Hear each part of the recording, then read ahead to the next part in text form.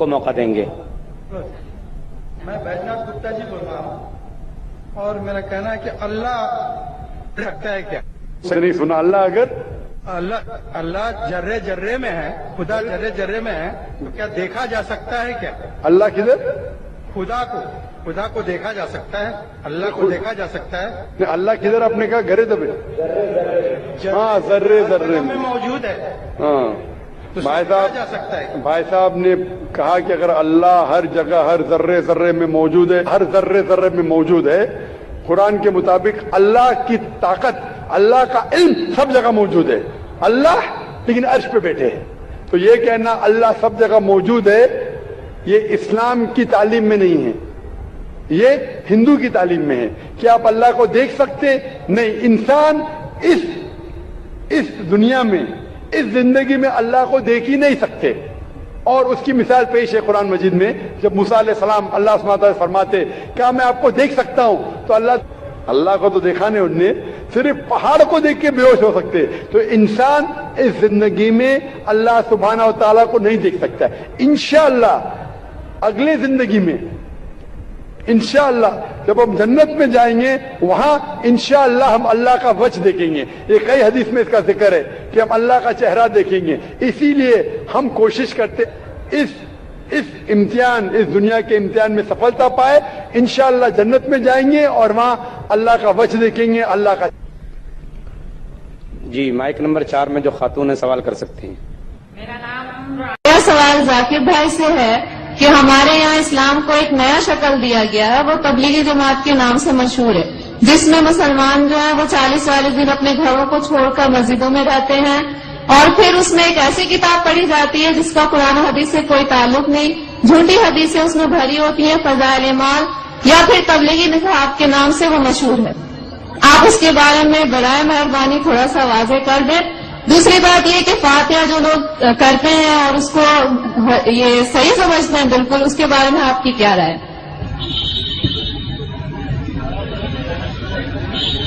حالانکہ ایسے سوال کا جواب میں اکثر دیتا نہیں ہوں، کیونکہ میرا فن جو ہے وہ اسلام اور دیگر ہوگا، کیونکہ آخری سوال اور خواتین کی طرف سے ہے. لوگ یہ نہیں کہنا چاہتے خواتین کے سوالات کا جواب میں نہیں دے رہا ہوں. میں نے سوال پوچھا کہ تبلیغ جماعت جو ہے ایک جماعت ہے ہمارے مسلمانوں میں، ہندوستان میں خصوصاً، وہ تبلیغ نصاب پڑھتی ہے جس کے اندر حدیث مکسچر ہے. اب بالکل صحیح فرماتی ہے کہ تبلیغ نصاب یا فضائل اعمال جسے کہتے ہیں، اس کے اندر وہ کتاب ہے جو مولانا زکریا صاحب نے لکھی تھی، اس کے اندر مکسچر ہے، صحیح حدیث بھی ہے، ضعیف بھی ہے، موضوع بھی ہے، قانونی قصہ بھی ہے. تو اسے سارے حدیث کو ماننا اور سارے حدیث پہ عمل کرنا صحیح نہیں. ہمیں عمل کرنا چاہیے صحیح حدیث پہ. صحیح حدیث ہماری حجت ہے. ان کے لیے اگر آپ ضعیف حدیث جاننا چاہتے ہیں یا ضعیف حدیث دوسرے حدیثوں سے مل کے صحیح ہو جاتی ہے وہ ٹھیک ہے، لیکن باقی موضوع حدیث یا ضعیف حدیث کو حجت قائم کرنا یہ اسلام کے شریعت کے حساب سے صحیح نہیں. ہمیں عمل کرنا چاہیے قرآن اور صحیح حدیث پہ. ان کے لیے اگر آپ جاننا چاہتے ہیں تو الگ بات ہے. تو یہ اسی لیے یہ افسوس کی بات ہے کچھ مسلمان ایسی کتابیں جیسے تبلیغ نصاب ہو اس کو قرآن سے زیادہ اہمیت دیتے ہیں، جو غلط ہے. ہمیں قرآن پہ عمل کرنا چاہیے اور صحیح حدیث کی کتاب جیسے میں نے کہا صحیح بخاری ہے، صحیح مسلم ہے، ان کے سارے حدیث ماشاءاللہ آپ کو محدث ہونے کی ضرورت ہی نہیں، سارے حدیث صحیح ہے. پھر آپ جا سکتے ہیں سنن ابو داؤد، ترمذی، ابن ماجہ، سنن نسائی، ایسے کتابیں ہیں جن سے انشاءاللہ ان میں اکثر حدیثیں صحیح ہے، سارے نہیں تو باقی کتابوں سے. تو ان کا مطالعہ کرے تو امید ہے کہ آپ کے علم میں اضافہ اور ہوگا. وہ جو لوگ کمپیریٹو ریلیجن کے ہیں اور تحقیق کرنے کی وجہ سے کوئی باقی کتاب پڑھنا چاہتے ہیں تو اس میں کوئی حرج نہیں ہے. اور جو سوال تھا کہ 40 دن ایسا کوئی میں قرآن مجید کی کوئی آیت نہیں جانتا ہوں جس میں لکھا ہوا ہے کہ 40 دن کے لیے آپ کدھر جاؤ، یا کوئی صحیح حدیث میں نہیں جانتا ہوں اس میں لکھا ہوا ہے کہ 40 دن کے لیے آپ کام چھوڑ کے کچھ جانا چاہیے، یا گشت ہوتا ہے ہفتے میں 1 بار، مہینے میں کم از کم 2 بار، سال میں کم از کم 3 دن، زندگی میں کم از کم سال میں 40 دن، مہینے میں 3 دن، زندگی میں کم از کم 1 بار 4 مہینے. یہ سب چیز کچھ قرآن سے حدیث سے ثابت نہیں، قرآن سے حدیث ثابت نہیں. لیکن ہمیں ہمارے مسلمان بھائیوں سے پریم سے پیش آنا چاہیے. افسوس کی بات ہے کہ ہمارے مسلمان بھائیوں میں اتحاد نہیں ہے. اس کی وجہ ہے کہ کم علم کی وجہ سے ہمیں ان سے پیار سے پیش آنا چاہیے، حکمت سے پیش آنا چاہیے، اور قرآن حدیث کی دعوت دینا چاہیے، اصلاح کرنا چاہیے ہمارے بھائیوں کی۔ یہ کہنا کہ آپ غلط ہے اور شدت کے ساتھ ان کی مخالفت نہیں کرنا چاہیے، پیار اور حکمت کے ساتھ۔ جس طریقے سے میں کہتا ہوں تعالیٰ بہنوں بہنوں کو مسلمان کے لیے کام کر سکتے ہیں، اور اس بات کی طرف جہاں پر ہمیں یکساں ہے، کیا یکساں ہے؟ قرآن ہے، صحیح حدیث ہے، یکساں ہے، اس کے اوپر عمل کرو۔ تو افسوس کی بات ہے کہ ہم حکمت کا استعمال نہیں کرتے، اسی لیے تفرق ہے۔ میں نے ایک تقریر دی تھی چنئی میں جنوری کے مہینے میں، یونٹی میں مسلم امہ، اسلام کی امت میں اتحاد، اور یہ تقریر انگریزی میں ہے جس میں میں نے فارمولا دیا ہے کس طریقے سے قرآن اور صحیح حدیث کے اوپر عمل کریں گے تو انشاءاللہ سارے مسلمان اتحاد میں رہیں گے، ایک ہوں گے۔ جیسا اللہ تعالیٰ فرماتے ہیں سورہ عمران میں سورہ نمبر 3 آیت نمبر 103 میں واعتصموا بحبل اللہ جميعا ولا تفرقوا، اور ہم اللہ کی رسی کو مضبوطی سے پکڑے۔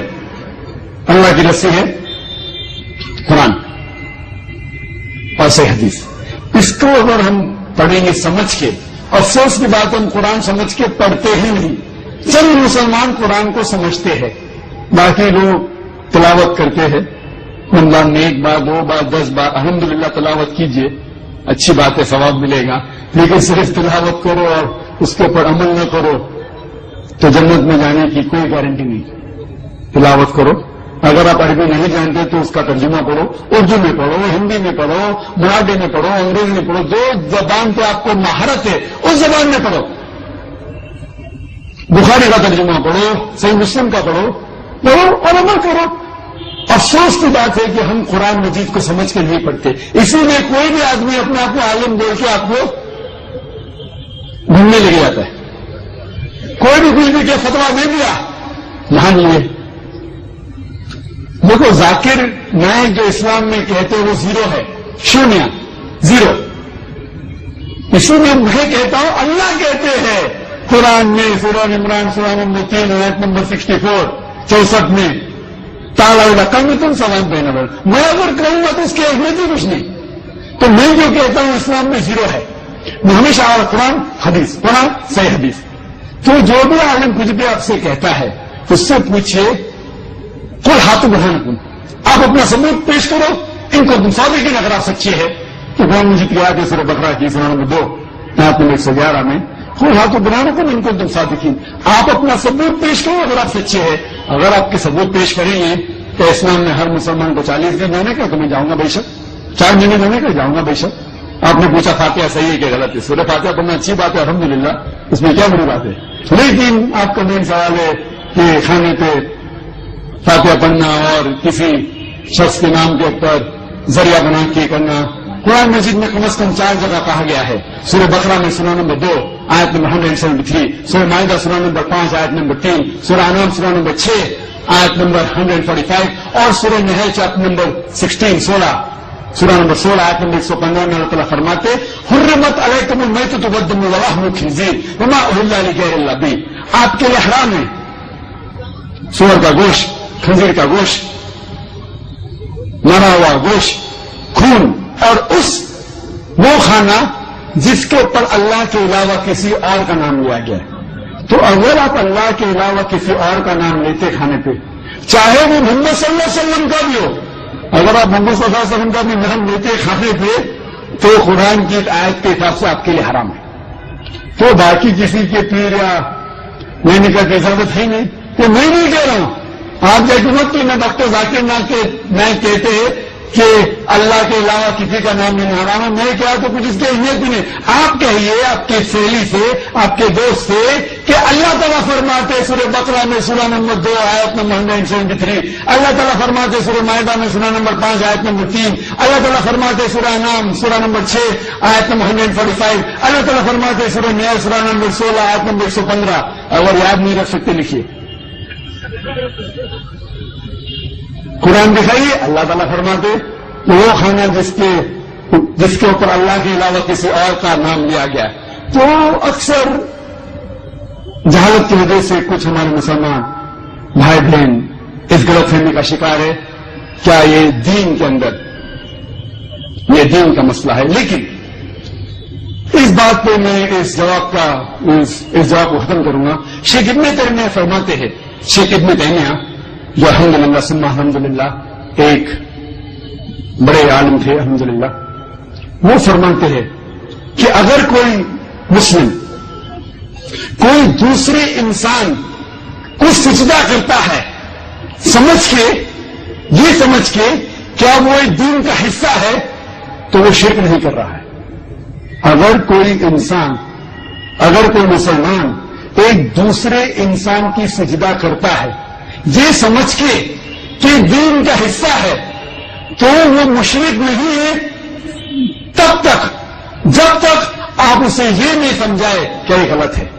تو اگر انجانی میں جہالت میں اگر کوئی مسلمان بھائی کوئی غلط کام کر رہا ہے تو ہمارا فرض ہے کہ ہم حکمت کے ساتھ اسے سمجھائے. اللہ تعالیٰ فرماتے سورہ نحل میں سورہ نمبر 16 آیت نمبر 125 میں ادعو الی سبیل ربک بالحکمہ والموعظۃ الحسنہ وجادل بالتی حسن کہ لوگوں کو بلائے اللہ کی طرف حکمت کے ساتھ اور حکمت کے ساتھ اور اچھے طریقے